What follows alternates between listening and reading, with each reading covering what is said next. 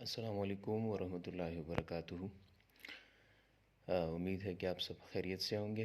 आज हमारा तीसरा लेक्चर है और ये लेक्चर जो है ना जो हमारा टॉपिक ऑफ डिस्कशन है वो मैटर है और एंड दूसरा जो है ना वो एनर्जी है। हम इन दो टॉपिक्स पे बात करेंगे। तो मैटर डिफिनेशन तो हमने सीख लिया है। पिछले लेक्चर्स में हमने डिटेल से इसके बारे में बात की है। तो anything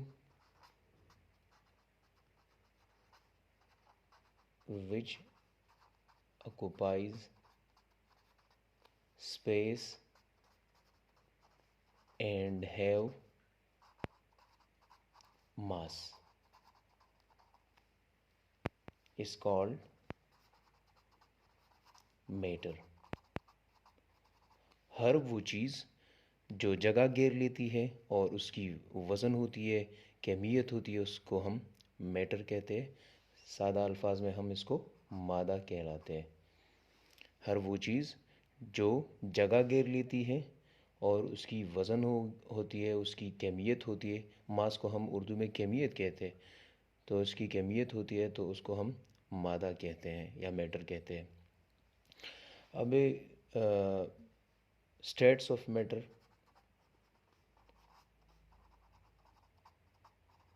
states of matter, there are more than there are many states of matter।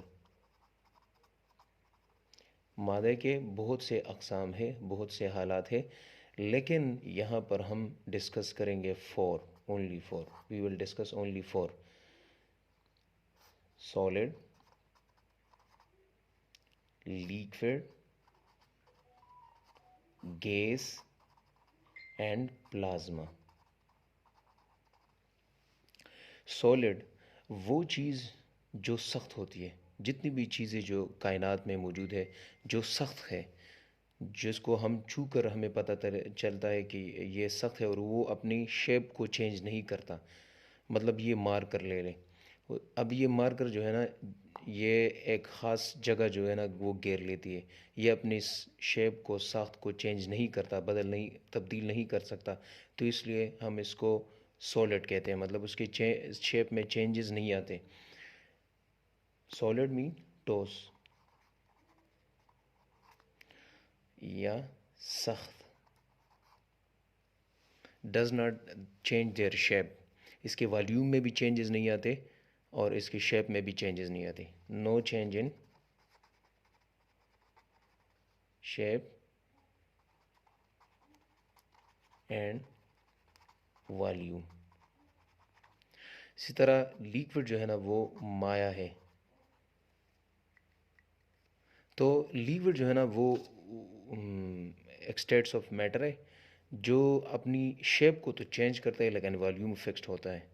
तो वॉल्यूम फिक्स्ड बट शेप जो है ना ये चेंजेस उसमें आती है। तो शेप चेंज अनफिक्स्ड है, चेंजेस उसमें आ सकती है।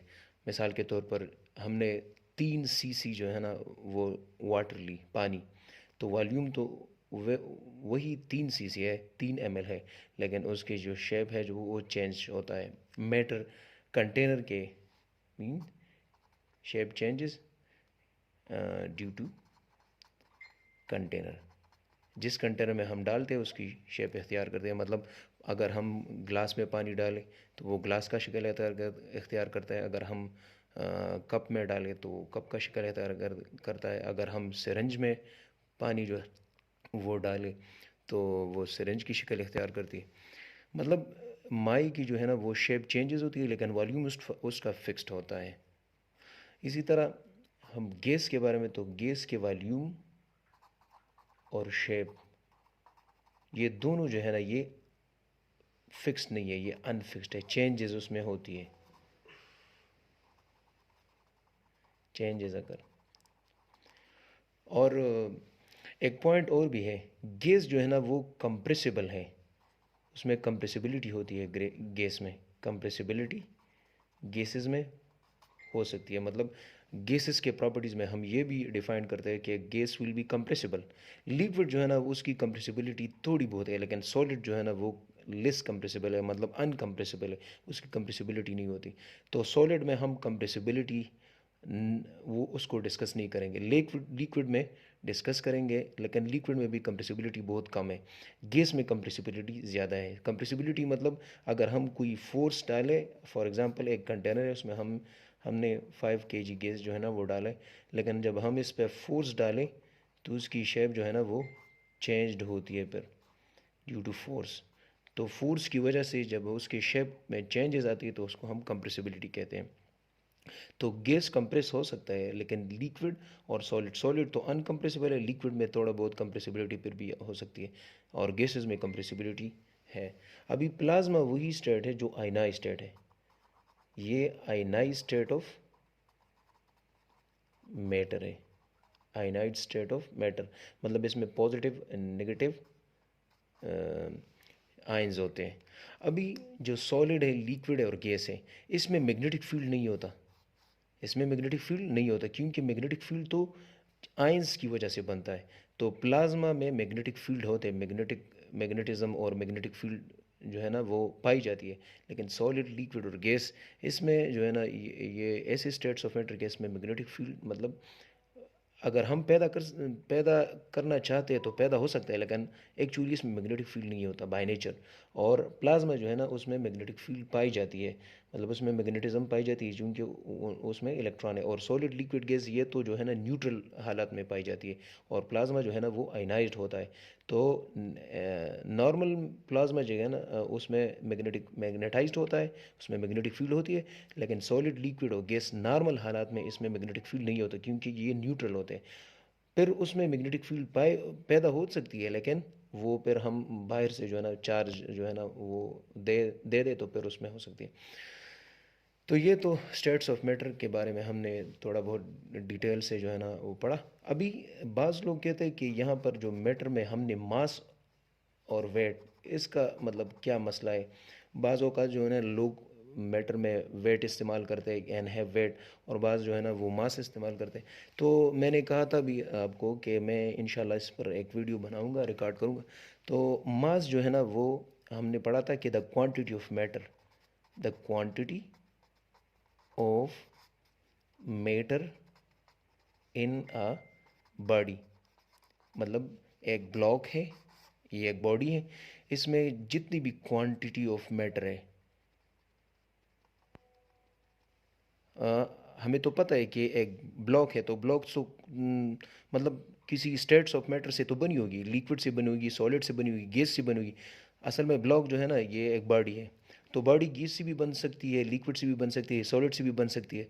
तो फ़र्ज़ का अगर ये एक ब्लॉक है, एक ईंट है, तो इसमें जो है ना सॉलिड जो है ना वो सॉलिड स्टेट में पाई जाती है। तो सॉलिड की जितनी भी क्वांटिटी यहाँ पर मौजूद है इस ब्लॉक में, सॉलिड स्टेट ऑफ मैटर की जितनी भी क्वांटिटी इस ब्लॉक में मौजूद है, तो उसके क्वांटिटी को हम, उस मैटर की क्वांटिटी को हम मास कहते हैं। और वो जो है ना वो हम किलोग्राम में इसकी मेजरमेंट करता है, करते हैं। वेट जो है ना, weight is actually a force, मतलब एक बॉडी है जिसकी मास m है, और वो जो है ना सरफेस ऑफ अर्थ पे जो है ना वो पड़ी है। तो सरफेस ऑफ अर्थ पर ये पड़ी है तो इस पे ग्रेविटी जो है ना उस का असर होता है। तो मास एंड ग्रेविटी, ये जो है ना फिर इसको हम वेट कहते हैं। तो असल असल में वेट जो है ना ये एक्चुअली एक फोर्स है जो ग्रेविटी की शक्ल में उस बॉडी पे लगती है, और वो उस ग्रेविटी की वजह से, उस फोर्स की वजह से वो ज़मीन की तरफ जो है ना वो अट्रैक्ट होती है। तो हम इस तरह कहते हैं कि वेट इज़ एक्चुअली ये ग्रेविटी और मास का जो है ना ये एक रिलेशन है। Weight is actually the product of gravity and mass. ये ग्रेविटी इस मास पे अप्लाई होती है और इसकी वजह से वो अट्रैक्ट होती है ज़मीन की तरफ। तो इसकी कंबाइंड वैल्यू को हम वेट कहते हैं। तो weight is actually a force, it is actually a force by which a body is attracted towards earth. Weight actually force है जिसकी वजह से एक बॉडी जो है ना अर्थ के सेंटर या अर्थ के सरफेस, अर्थ जो है ना उसकी तरफ अट्रैक्ट होती है। और वो जो है ना वो वेट किस चीज़ के बराबर होता है? वेट जो है ना वो मास और ग्रेविटी की प्रोडक्ट को हम कहते हैं। और अगर इसे हम यूनिट निकालें तो वेट का यूनिट जो है ना वो फिर, चूंकि ये फोर्स है तो वेट का यूनिट जो है ना वो न्यूटन आती है, और मास का जो है ना यूनिट किलोग्राम है। अब वेट जो है ना वो डिपेंड करता है ग्रेविटी पे, और मास जो है ना वो ग्रेविटी पे डिपेंड नहीं करता। तो अर्थ पे तो ग्रेविटी मौजूद है, और जो स्पेस है या मून है, स्टार्स है, तो वहाँ पर तो ग्रेविटी मतलब कम है या बिल्कुल है ही नहीं। तो अगर अगर हमने मैटर की डेफिनेशन में यहाँ पर मास लगाया, तो मतलब मास यहाँ पर भी है और मास जो है ना वो स्पेस में भी है, क्योंकि मास के लिए ग्रेविटी की ज़रूरत नहीं है। अगर हम डिफिनेशन में वेट डाल दें यहाँ पर, तो फिर यहाँ पर तो एक चीज़ की वेट होती है क्योंकि यहाँ पर ग्रेविटी है, लेकिन स्पेस और मून पे जो है ना वो वहाँ पर ग्रेविटी नहीं होती। तो वहाँ पर फिर मतलब यहाँ पर एक चीज़ मैटर होगा, और जब हम वहाँ पर ले जाए तो वो मैटर पर नहीं कंसिडर होगा, क्योंकि मैटर के लिए तो वेट डिफिनेशन में हम डालें तो उसमें वहाँ पर तो वेट नहीं होती, क्योंकि वहाँ पर ग्रेविटी नहीं है। तो यहाँ पर एक चीज़ मैटर होगा, वहाँ पर मैटर नहीं होगा, क्योंकि डिफिनेशन में तो हमने वेट लगाई है। तो असल डिफिनेशन जो है ना वो मास की, ये टर्म जो है ना वो ठीक है, क्योंकि मास जो है ना वो ग्रेविटी पे डिपेंड नहीं करता। तो मास यहाँ पर भी वही होती है और वहाँ पर भी सेम होती है। तो मास is a constant quantity, mass changes मतलब वेरिएबल नहीं, वेरीज नहीं करता। यहाँ पर जितनी मास होती है वहाँ पर भी उतनी मास होगी, क्योंकि मास जो है ना वो ग्रेविटी पे डिपेंड नहीं करता। वो असल में उस बॉडी में जितनी क्वांटिटी ऑफ मैटर मौजूद होती है उसकी जो है ना वो वैल्यू को हम मास कहते हैं। और वेट जो है ना वेट ग्रेविटी पे डिपेंड करता है, और वेट एक्चुअली फोर्स है। तो फोर्स की वजह से वेट ये वेक्टर क्वांटिटी पर बन जाती है, और मास ये स्केलर क्वांटिटी है। तो ये थोड़ी बहुत डिफरेंस है कि mass is a scalar quantity, weight is a vector quantity, it needs direction. फिर मास जो है ना ये ग्रेविटी पे डिपेंड नहीं करता, ये कांस्टेंट क्वांटिटी है। वेट वेरिएबल क्वांटिटी है क्योंकि ये ग्रेविटी पे डिपेंड करता है। मास जो है ना ये हम ऑर्डिनरी जितनी भी बैलेंसेस होती है ये दुकानों पे और ये, लेकिन वेट जो है ना ये हम फिजिकल बैलेंस के ज़रिए हम जो है ना मैयर करते हैं। और इसकी यूनिट जो है ना वो किलोग्राम है, और ये जो है ना ये इसकी यूनिट जो है ना ये न्यूटन है। तो असल में डिफिनेशन में यहाँ पर फिर मास की मैंने आपको समझाया कि यहाँ पर मास ठीक है, वेट फिर जो है ना वो मसला बन जाता है। अभी हम आते हैं एनर्जी की तरफ। तो एनर्जी में भी आपको मैंने कहा कि एक मसला है, तो हम ये भी डिस्कस करेंगे कि एनर्जी क्या है। तो एनर्जी एक्चुअली हम एनर्जी की डिफिनेशन इस तरह करते हैं कि the ability of a body to do something. और मैं इस तरह ओब्लिक साइन के बाद में वर्क लगाता हूँ, वो ये वर्क मैंने लिख किया कि the ability of a body to do something or work. तो अब इसमें थोड़ा बहुत जो है ना हम इस पे इस को एक्सप्लेन करेंगे कि ये समथिंग सही है कि वर्क सही है। असल में वर्क की डिफिनेशन तो हमें आती है कि वर्क क्या है, कि जब एक बॉडी पे ये एक ब्लॉक है, इस पे हम फोर्स अप्लाई करें तो ये फोर्स के डायरेक्शन में जो है ना वो एक डिस्प्लेसमेंट कवर करे, तो work is equal to force dot displacement. और डिस्प्लेसमेंट जो है ना ये वेक्टर क्वांटिटी है। So work is actually when a force is applied on a block and it cover a displacement in the direction of force, that is called work. Mean the product of force and displacement is called work. Simple, we call it the product of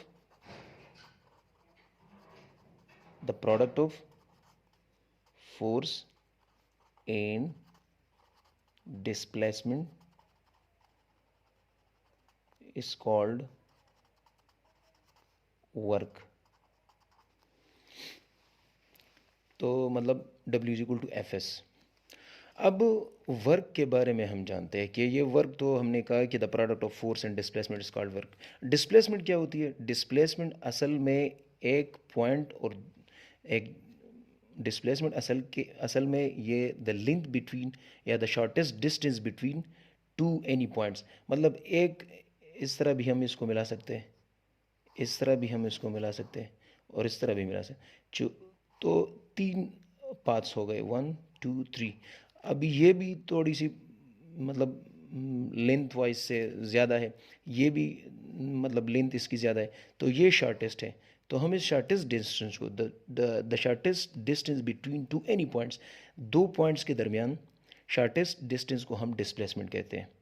जिस तरह हमने ये 2 number जो है ना, ये displacement है, ये भी डिस्टेंस है, ये भी डिस्टेंस है, लेकिन ये डिस्प्लेसमेंट है। तो वर्क की डिफिनेशन में कहते हैं कि the product of force and displacement is called work. ये वर्क होगी। अब मतलब हम अब इस वर्क के लिए तो एनर्जी चाहिए। जब हम फोर्स अप्लाई करेंगे और डिस्प्लेसमेंट कवर होगी तो ये वर्क ये वर्क की डिफिनेशन होगी। अब मैं यहाँ से एक अपने साथ मतलब कुछ चीज़ें जो है ना वो उठाता हूँ और यहाँ जाकर यहाँ से फिर यहाँ आ गया। तो मतलब मेरा जो पॉइंट ऑफ जिस जहाँ से मैं रवानगी मैंने जहाँ से मैं रवाना हो गया और वही पॉइंट पे फिर आ गया, तो पॉइंट तो सेम है, तो इसमें डिस्प्लेसमेंट है ही नहीं क्योंकि दोनों पॉइंट सेम है। इस यहाँ से मैंने जो है ना अपना सफ़र शुरू किया और फिर यहाँ तक वापस आ गया, तो मतलब दोनों सेम पॉइंट है, तो डिस्प्लेसमेंट तो है ही नहीं। जब डिस्प्लेसमेंट नहीं है, अगर फोर्स मैंने मतलब 1000 न्यूटन 2000 न्यूटन मैंने फोर्स अप्लाई की, लेकिन डिस्प्लेसमेंट ज़ीरो, जब डिस्प्लेसमेंट ज़ीरो तो anything multiply by zero is to zero. तो अगर हम यहीं पर वर्क लगाए तो यहाँ पर तो हमने कितनी एनर्जी जो है ना वेस्ट की, लेकिन फिज़िक्स कहता है कि आपने वर्क नहीं किया। जब वर्क नहीं किया तो फिर एनर्जी की तो ये डिफिनेशन हो गई नहीं हो गई, क्योंकि हम तो कहते हैं कि बॉडी में कुछ काम करने की सलाहियत को हम एनर्जी कहते हैं, लेकिन यहाँ पर तो हमने बहुत सारा काम किया है, यहाँ पर तो हमने एनर्जी को ज़ाया किया, लेकिन फिज़िक्स नहीं मानता। तो इसलिए हम अगर वर्क डालें तो फिर ये मसला खड़ा होगा। तो मेरे लिहाज से मैं जो समझता हूँ कि एनर्जी की सही डिफिनेशन ये है कि the ability of a body to do something, कुछ करने के लिए जो बॉडी में जितनी भी सलाहियत होती है उसको हम एनर्जी कहते हैं। और एनर्जी फिर जो है ना उसके छोटे यूनिट भी होते हैं, लार्ज यूनिट्स में जो है ना कैलोरीज, कैलोरीज, और एनर्जी के जो है ना मेजरमेंट जो है ना हम एक इंस्ट्रूमेंट के ज़रिए करते हैं, उसको हम बॉम्ब कैलोरीमीटर कहते हैं। तो ये और इसकी जो है ना यूनिट जो है ना कैलोरीज भी है, जूल भी है, इस तरह और भी बहुत सारे यूनिट्स हैं। अब एनर्जी के टाइप्स, सिंपल जो दो इम्पोर्टेंट टाइप्स है वो थोड़ा बहुत डिस्कस करते हैं। इस तरह तो एनर्जी के बहुत सारे टाइप हैं, लेकिन जो जो लोअर लेवल पे जो है ना हम डिस्कस करते हैं तो वो काइनेटिक एनर्जी है और पोटेंशियल एनर्जी है। काइनेटिक एनर्जी मैं इस तरह आपको समझाता हूँ कि काइनेटिक मीन मोशन, जब बॉडी हरकत करता है, kinetic energy mean motion, kinetics mean motion. अब एक बॉडी है, ये मतलब इसकी मास m है और ये वेलासिटी के एक ख़ास वेलासिटी के साथ जो है ना वो ये रवान है एक पॉइंट से, तो जा रही है। या एक body having mass m moving with velocity v, vector quantity.